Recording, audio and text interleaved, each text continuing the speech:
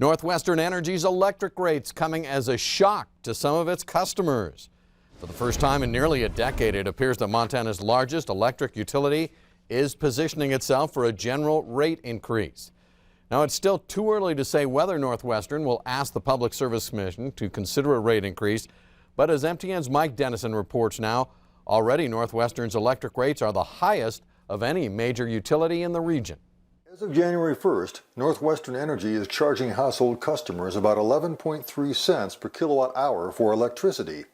That's the highest rate of any large investor-owned utility in Montana, Idaho, Wyoming, Utah, Oregon, or Washington for a comparable household. For a household consuming 800 kilowatt hours, that works out to about $95 a month. Only Portland General Electric customers consuming the same amount have a higher monthly average bill, about $99. That's because PGE charges customers a higher monthly minimum fee than NorthWestern does.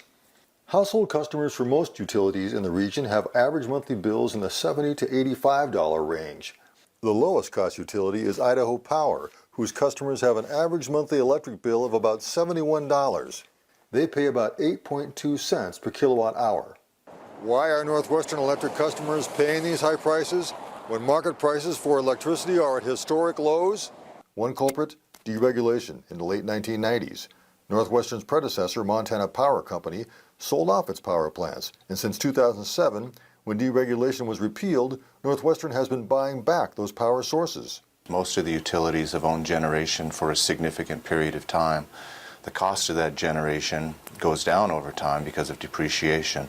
So because Montana is just rebuilding its portfolio, those resources are a little bit higher cost relative to other utilities that have had them in ownership for an extended time period. Case in point, Montana Dakota Utilities, which serves eastern Montana, never deregulated or sold off its plants. Its electric rates are about 25% lower than NorthWestern's. Another factor, NorthWestern pays higher property tax rates than many other utilities. Those rates are passed on to ratepayers. But even if NorthWestern halved its tax bill, its electric rates would still be the second highest in the region. Public Service Commission Chairman Brad Johnson says NorthWestern ratepayers did get stuck with some high-cost assets in the past decade, but that it's getting better with time. If you look at 2007 to date, and I think this is important, actually the rate increases of this peer group in the region you're talking about have all on a percentage basis been greater than NorthWestern's. So from that inflated starting point that was a result of market forces, really the record of rates has been pretty good. So if you thought your NorthWestern electric bill seemed relatively high this winter, you're right. But it hasn't changed all that much in the last few years. Mike Dennison, MTN News, Helena. Thank you very much, Mike. We have a full breakdown for you on how NorthWestern Energy's rates compare to our neighboring states. You can find that at our website right now at ktvq.com.